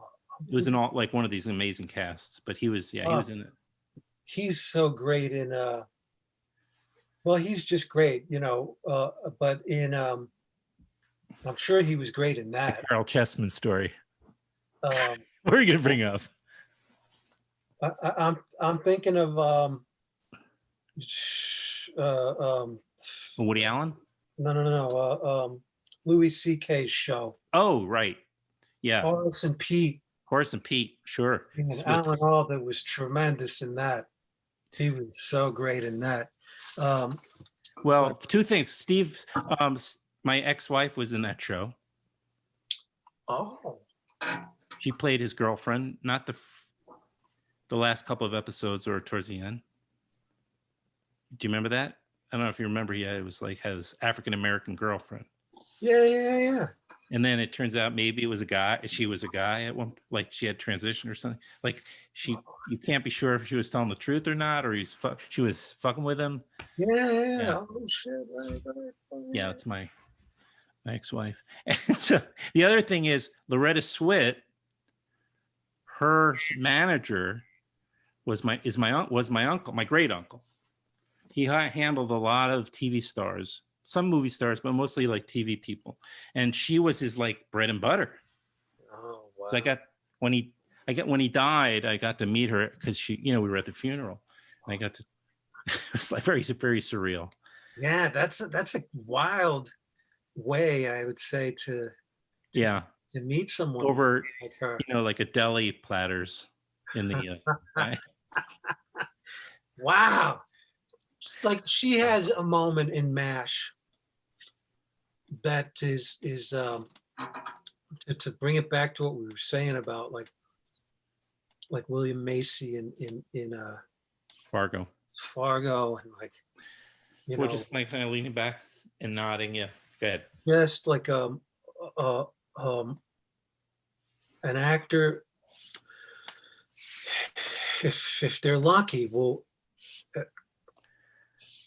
hopefully maybe can have one moment in their career where they find the David inside the marble. And it's like she has this moment where famous episode called The Nurses, and where she's like feels put out, they're not accepting her. The nurses, but they're like they're terrified of her. Yeah.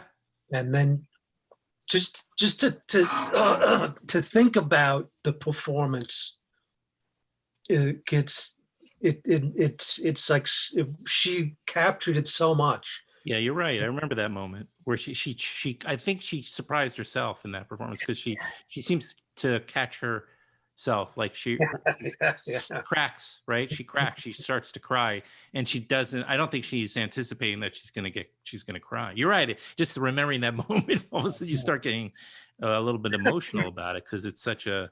But that show became like a. I don't. The petri dish isn't the right word for it because it has such a negative connotation, but it became this place where these actors could start doing things like that, and it lost that offbeat comedy that it had with the in the early years, when it became much more of a sentimental show and more about idea, like the anti-war thing was more straightforward as opposed to more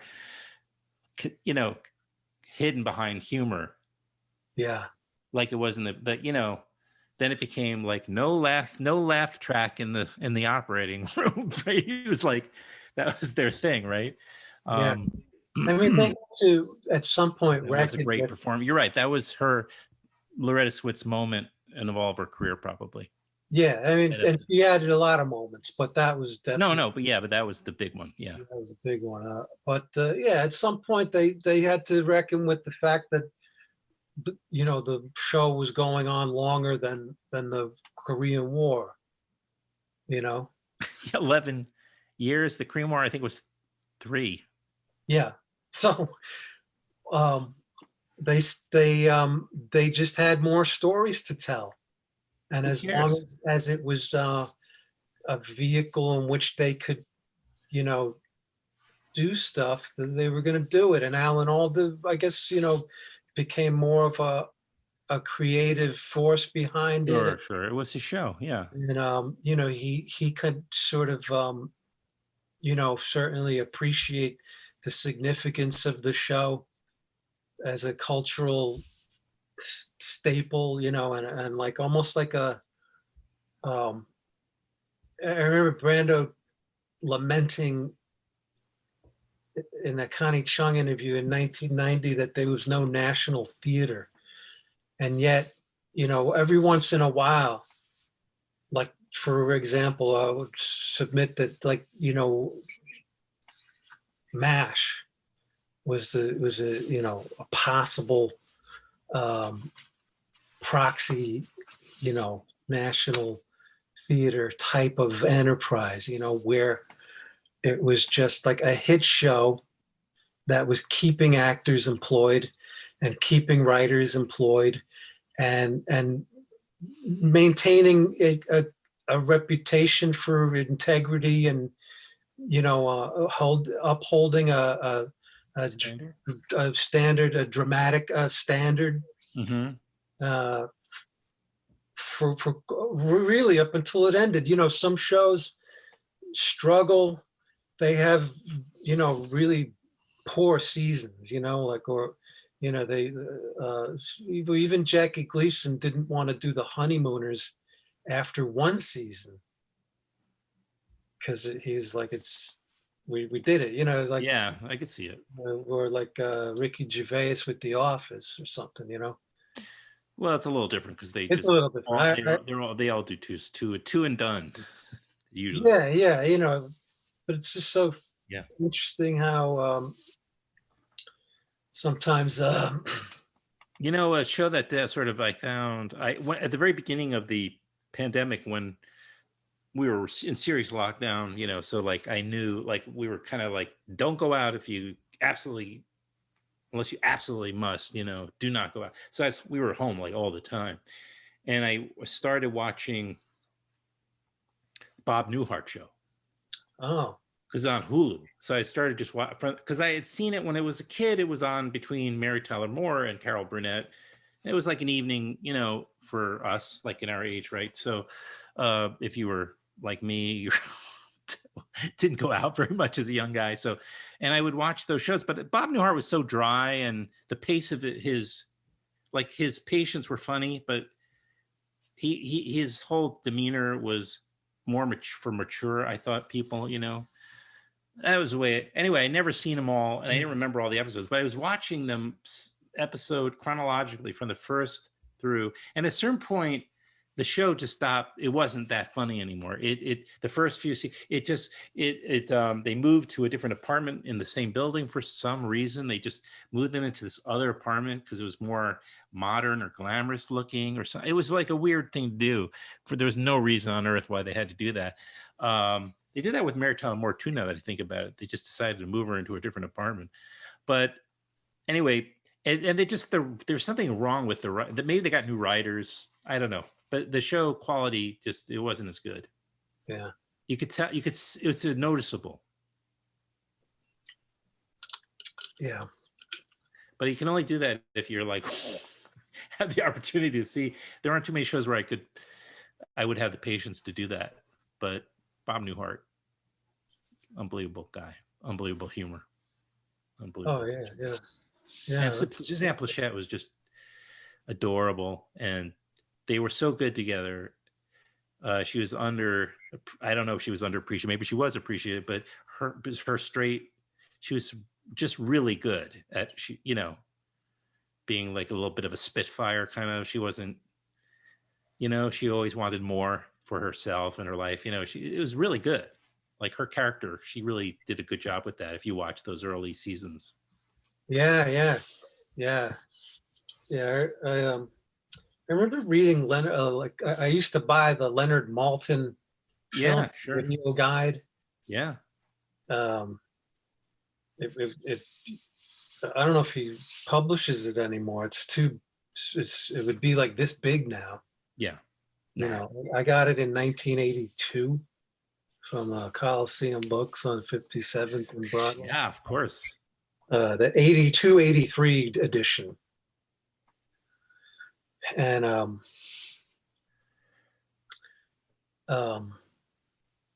Yeah, I think I had that for a bunch for a couple of years, and like there are certain reviews that stick out in my memory for I don't know why, but there was a review of a movie that had Suzanne Plachette in it, and it only got 2 stars. And Leonard Maltin is has a lot of negative things to say about it. And one of his criticisms of this film is that Suzanne Plachette is wasted. Oh, Not that she's no, I know what you mean. She's misused or underutilized. Right. Not that she's high on. Right, yeah. so Suzanne, how can you waste the opportunity to have Suzanne Plachette Yeah. in your movie? What are you thinking? You know, and where is she now? And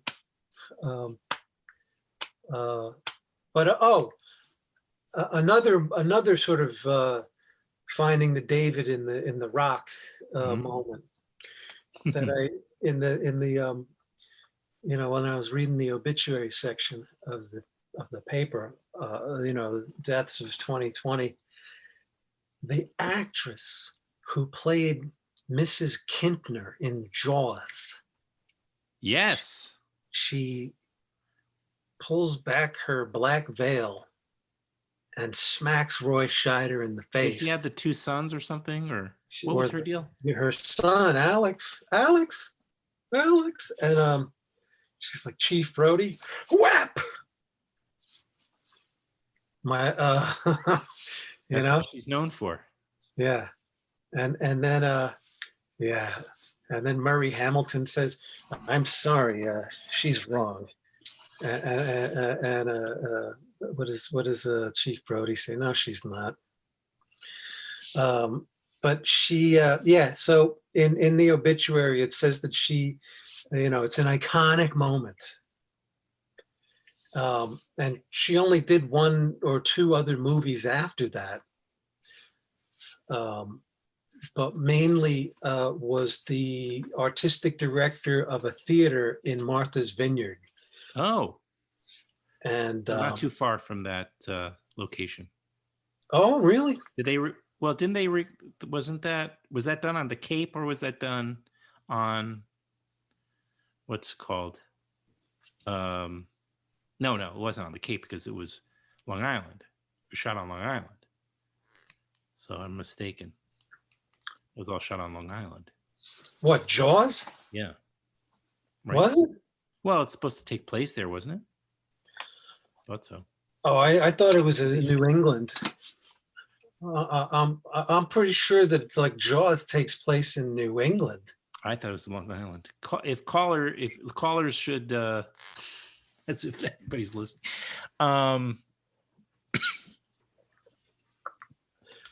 Takes place in LA, doesn't it? No. Maybe Jaws 2 or 3. Doesn't it take place? I think it's Long Island. It's gotta be Long Island. Edward Island. Let's just not know. We're not going to look it up. So yeah, yeah, you want that. You want to have. There's going to be eventually I'm surprised it hasn't been done yet. Like there seems to be a new trend now, like because there are so many, because they have to fill up all these cable channels with and streaming platforms with episodic content, right? So there just seems to be a lot of looking back at classic movies and making them into episode, taking a character or a storyline and growing it for the series, right? They've done it with Ratchet and most recently right, Bates Motel. They keep, they're doing it a lot. So I'm surprised there hasn't been a version of that with like the Brodies or something, or something where they go back to the original story and they kind of, like Fargo is a series, but it's kind of in a Fargo universe. It's not. So based on the movie. Are you saying are you imagining a pre-Jaws show about It could Chief be. Brody's family, or about Brody. Maybe Brody's a young guy. Like they're doing that with that's kind of what Gotham. My son, I had Donald Logue on recently Yeah, oh yeah, right. because Gotham. this new indie Donald Logue, and he was in Gotham, and that's sort of a kind of a similar idea where they make Commissioner Gordon, when he was a young detective trying to clean up the city, So it's kind of an interesting idea, and they I guess they had some success with that. But and then it was a clever conceit, whether you like the show or not, because the making all the sort of second level characters become eventually in the future they become the villains, that populate the Batman stories line, and it's kind of interesting Yeah. how these people are kind of rethinking all these classic stories again.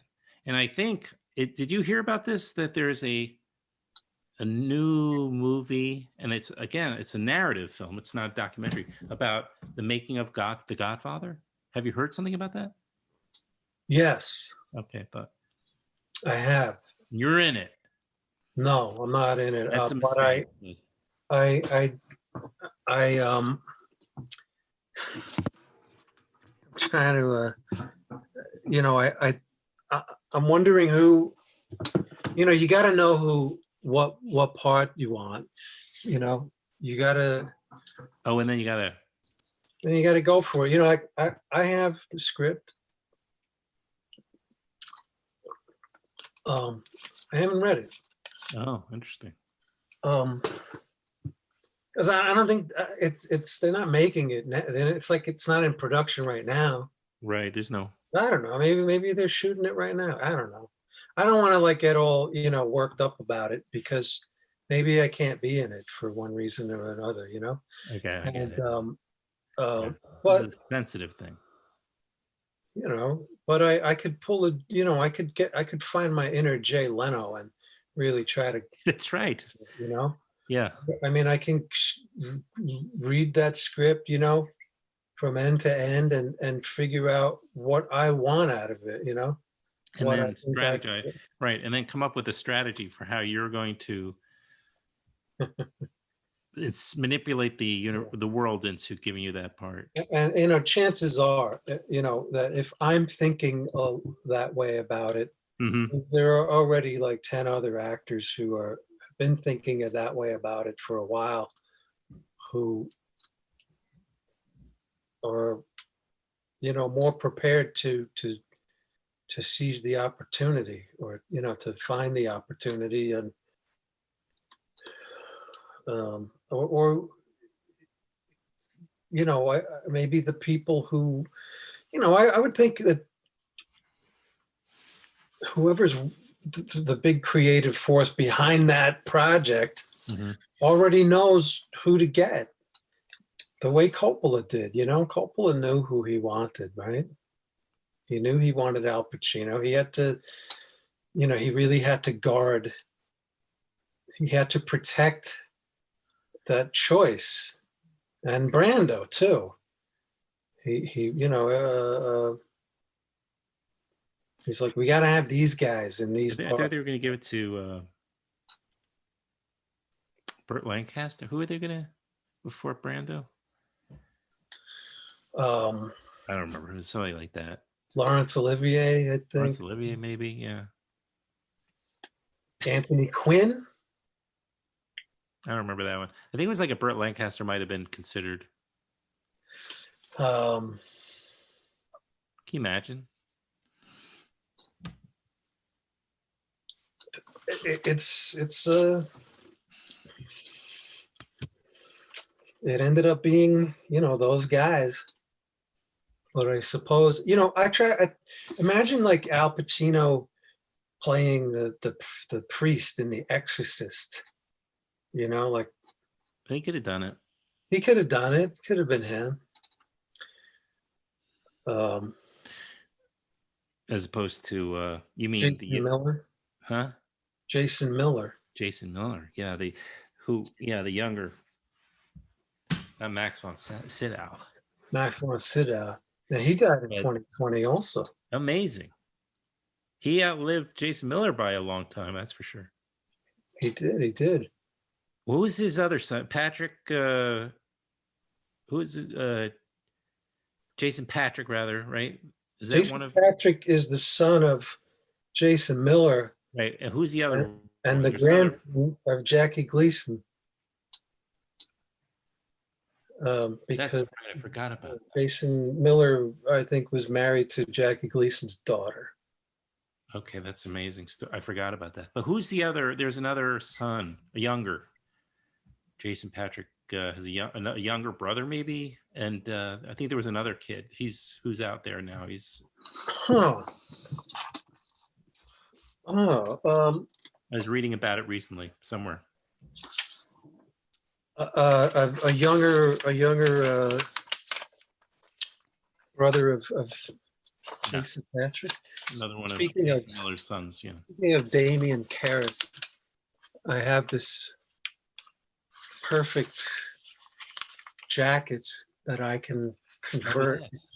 It's convertible. Oh my God! Look at that, Father Corrigan. That is amazing.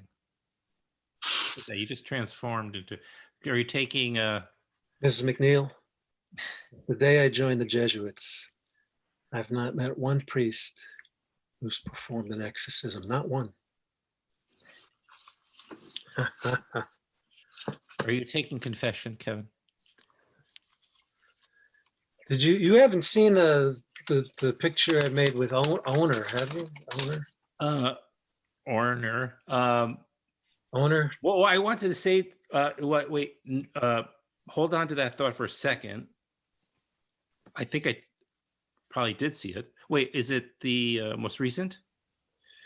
It's me and Thomas J. Ryan as priests. No, I haven't seen that one yet, but I love Thomas J. Ryan too, of course. Oh, you're gonna love this film, man. I wish I could, Oh, I did Owner's first Brooklyn movie. I was in it. You were in. It's his first one that he did when he moved here from North Carolina. He made a comedy called Richard's Wedding. You were in that? Yeah. Okay. I'm in the wedding party, and then and I'm in most of the movie. It's a long time ago. Then I also want to say you and I were in a series, but not at the same time. Oh yeah, the show about the show. You were in that too. First episode. Holy shit. Kave's a Haiti, because there's a long story with Kave. I'll just give you the capsule version because it's getting late. But Kave, I was in LA visiting this friend of mine who's kind of a sex obsessed anyway, and he's kind of a nuts, but he's a great guy. And he lent me this DVD. It just said, handwritten on it with marker, "I am a sex addict." So I thought it was going to be some sort of. Anyway, it introduced me to Kave, and a couple of months after I watched it, I'm on the F train, and there sitting across from me is Kave. And I remembered him, of course, because he has this very striking look, So I was like, I got to talk to this guy. So, and then I ran into him again on the subway again. We were both at Lincoln Center, and we were coming back to Brooklyn or something on the train. And he remembered me from the before, and so we became friendly. And then there's a much longer version involving when there was a fatwa put on his head after doing this Sheik and I movie and everything, and he was supposed to come and see me for the podcast, which I had just started, and it was not even a podcast, it was internet radio. He was supposed to come on the show, and he didn't come, and it turns out there was a fatwa. So we had this whole history of them. We became friends, and then right around the time he was doing the show about the show, he was trying to figure out how to get it produced. And I said, well, I have this connection with Brick Media, and I'll be happy to connect you with those guys because I think it's the kind of project they might be interested in. And so he ended up doing the show with them. And then when he was shooting the first episode, since it's about the making of the show as the title, he asked me to be in the first episode. And I wasn't very good in it, but owner directed me a little bit better. But anyway, so you're in this new film. So that's the connection. You play a lawyer in a later episode. I'm sorry? You played a lawyer or something in a later episode of the show about the show. Yeah, that's right. Yeah. So we have that in common too. So, but anyway, and we have that. We're both been in owner movies, but that's maybe where our Venn diagram ends, except for these shows that you've been on mine. But so you did this movie with Tom J. Ryan where you played a priest. You both played priests. Yes, it's called Scenes from an Empty Church. We filmed it in early summer of 2020. Well, I think there was during the pandemic making films or anything. There was nothing else going on at the time. We had this location at St. Michael, the Archangel's Church of St. Michael on West 34th Street. And, basically it was now Hudson Yards. Right. Oh, is that the one on the north side of the street there by the tunnel? Yeah, exactly. Oh, wow. That's right. And for about 2 weeks we had that location. The whole movie takes place there. And it's about these priests who are, trying to figure out what to do. They've actually their boss, or the senior, the head of the parish, died of the virus. We never say coronavirus in the movie or COVID, and the church is closed. And we went out and filmed all the dead streets. We captured the moment. I thought so at the time, like we're gonna capture these times. We're gonna bring those cameras out into Times Square and on the streets. We're gonna get all this. I mean, we're gonna get all this stuff. And then after a while, I was like, I don't know, it's gonna end. And then it's just, the movie's not gonna be relevant anymore because the pandemic will be over. But I saw a cut of the film just a few months ago, and it was like, why isn't this on right now? Yeah. And I had to, I've had, contentious kind of relations with, directors I've worked with, because it's like, look, we put our fucking blood, sweat, and tears into this thing, and what's happening with it now? Who's the producer on this thing? What's that fucking guy doing? What's happening with this movie? So anyway, owner's like, don't worry, our movie's not going to fall through the cracks. It's going to be, MPI has put out all my movies. This movie's going to come out. It doesn't matter if, and it kind of sucks that we didn't get into Sundance and we didn't get into South by South. It's like, if this, because Thomas J. Ryan and I were, and Max Casella, and Craig Bierko. Who's the last one? Sorry? Who was the last guy you mentioned? I know Max Casella, of course. Oh, yeah. Craig Bierko. I didn't realize. Oh, right. He's a comedian. Yeah. Musical theater actor. Craig Bierko and Max Casella were in a musical together in 2001 called The Music Man on Broadway. They were together in that play. I didn't know that. They were reunited on the set of Scenes from an Empty Church. And this movie is just, I'm telling you. Well, a great. Even just you and Thomas, it's great. Thomas and I were in Henry Fool together. Right, of course, with Hal Hartley. Films, this thing came out so good that I think it's the best thing I've done. And people who've known me all my life and followed my career have said the same thing. Paul Reiser is in it. Paul Reiser's in it? Paul Reiser, he plays my father in it, and he's a friend. He's a friend of my wife and a friend of mine too. At this point, and he had just done something for my daughter who was going to Frank Sinatra School of the Performing Arts, and they needed some help. They needed some help, keeping the film department going at the school, so they could have equipment and things, during the COVID, you know, just derailed everything, their whole Sure. agenda. And so they got, people who had friends, celebrity friends who could make a video saying, whatever, Ah, for an auction or for this or whatever it was. And, Beth asked Paul if he would do this thing. He did it like an hour after she asked. He sent he made a really funny like video.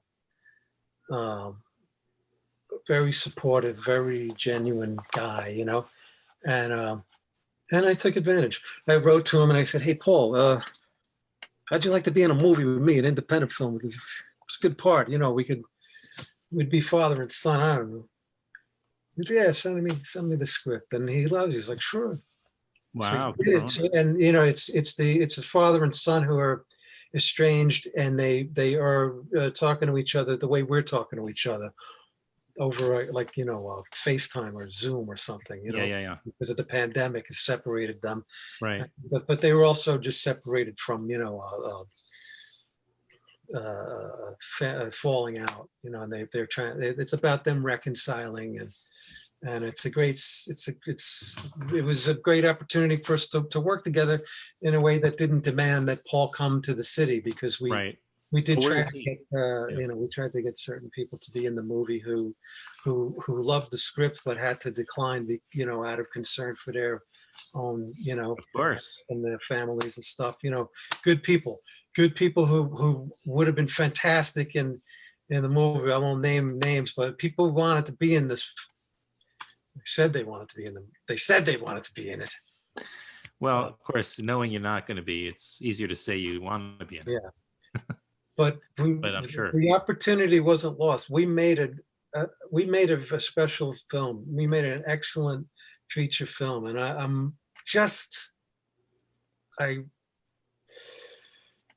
Get you. I hear you it. should read the email that I wrote to the head of this dance festival. Okay, you should just read the email I wrote. It's like they should call it the last email. To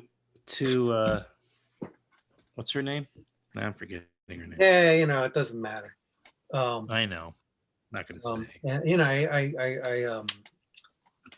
I asked someone who I thought would be able to give me some, like a real objective opinion about, like, how come you think Her that? first name begin with a T? Am I wrong? Am I just kind of delusional? Is it bad? Is it really a bad movie and I just don't know it? And it was with my manager. My manager said, no, that's not it. It's not it. I don't know. It's like people don't want to see a movie about COVID right now. It's like Well, there was one at South by already. I think that's part of the thing. Maybe they thought they just couldn't have more than one. I don't know. I saw. And there were films at Sundance that were about the pandemic or the Right, of coronavirus. course. And I read the the little thumbnail breakdowns of those films, and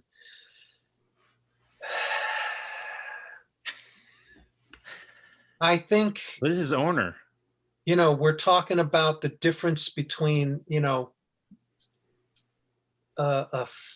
a Lou Reed album and any other fucking album, like this. Wow. Like what were the things, the statement that we made with our film is So then it will work. I'll go out on a limb and say I'm it's our effort was a superior effort.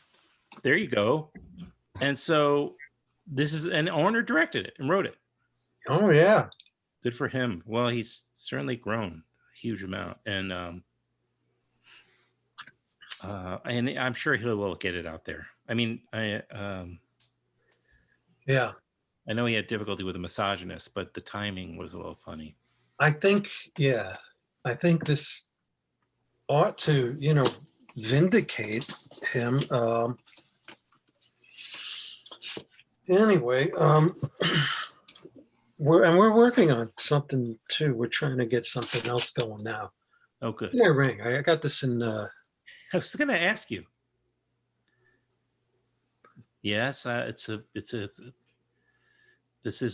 not Etsy, but where'd you get that? I got it. I got it in Mexico City Okay. on the street. Um, well, we didn't play any music. I know. Well, then we have something to look forward to. But we kind of touched. It's too bad we can't go out with like building the barn from Witness. I think we could do that. We do that? I could make that happen. Well, we can put on. I could also scroll like a list of the songs that you wanted to touch upon. Maybe stuff that this music. And it'll be a kind of a teaser for the maybe the next time. Maybe in a few months, we'll do another. Okay. This was spectacular. This was unbelievable. This is for hardcore. The hardcore, not the faint of heart, right? Yeah, you know. And all right, Ken, I love the shirt. Yes, I wore it for you. I think I still have these giant print editions of from the mid '80s of Canon. It's a Canon catalog. Oh. Of films that they have that are in production or that are coming out. Okay. And and some of them, like I guess like Death Wish 11, stuff like that. Yeah. That was a big part of the Death Wish franchise. Death Wish. Yeah. But also like The Apple, was that theirs? I don't know, something with Stallone, Over the Top, I think. Which Stallone, Frank? No, Sly. No, I know. Over the Top, yeah. Yeah, the arm wrestling. Arm wrestling movie, sure. Classic. Going to Globus production. Right. Yeah. They did some amazing movies. Yeah. They hold up. Yeah. I mean, there's again, I could go off onto like Death Wish 4 or 5, whichever the one is with Martin Balsam or whoever it was. I can't even remember who's in it, but it was like Martin Balsam. He's a great actor. I mean, he's like maybe one of my top 5 favorite actors. Really? Martin Balsam. Absolutely. His daughter? No, I don't. She's been she has been in touch. Her mom, I know we're getting tired, but the mother, Joyce Van Patten, was great. Oh yeah. Great actor. She's, by the way, married like 5 times. Amazing story. I mean, anyway, but she was married, of course, to Martin Balsam. They had Talia was the product of that marriage, and I mean, what royalty that. But apparently Joyce has been writing. I mean, she's an older woman, obviously, but she's been writing, and like these stories based on her coming up. Oh, I read. She sent me one of them. It was really good stuff. Oh, so she's worth. I don't know. I'm not pushing it because somebody I know that maybe they don't feel great about going on and doing something like this. I understand it. Of course. Well, that was real interesting. I mean, I saw Martin Balsam in a candy store or like a newspaper store. Te Amo. He was getting like a newspaper on 72nd Street, the same block as the Dakota. Oh yeah. On the other side. West. Yeah. I know the kiosk. North side of the street. No, it was like in the building. It wasn't like a kiosk. It was like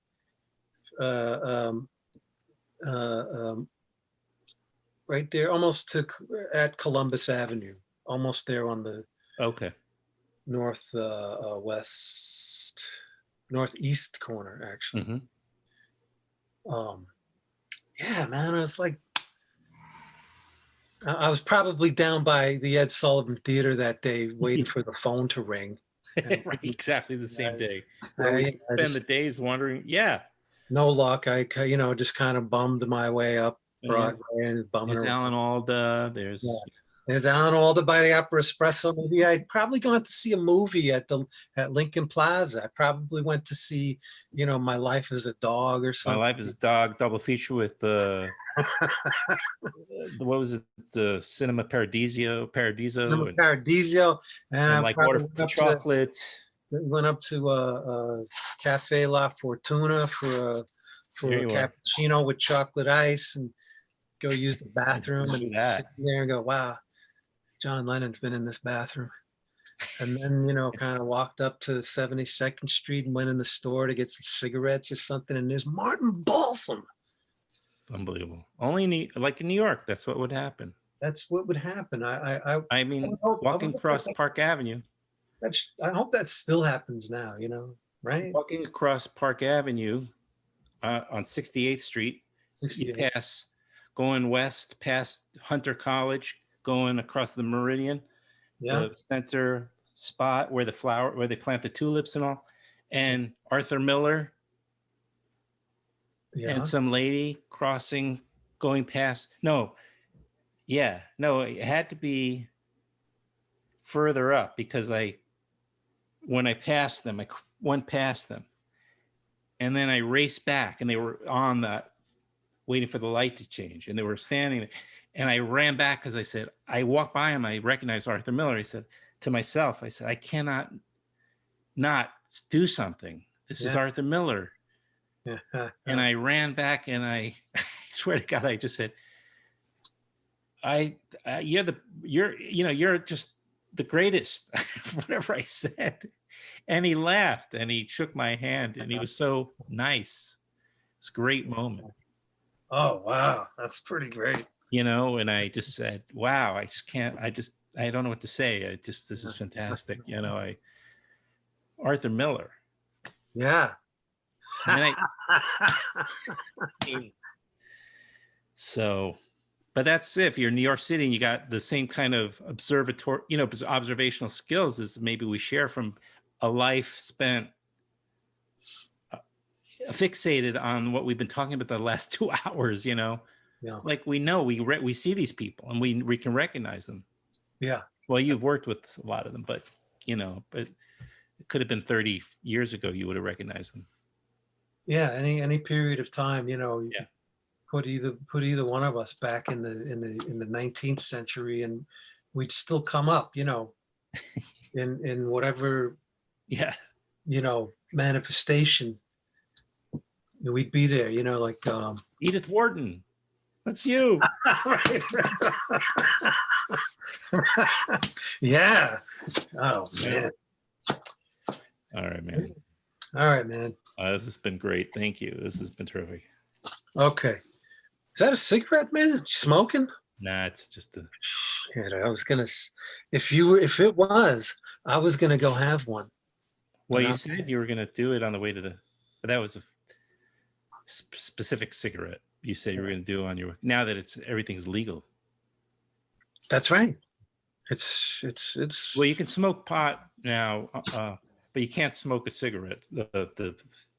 Still anywhere. Imagine that. That's crazy. All right. Alrighty. Take it easy. And we'll stay in touch about the movie because I do have to see that. Take it easy though. And it was nice talking with you. Oh yeah, likewise, man. Good night, Eric. All right, good night.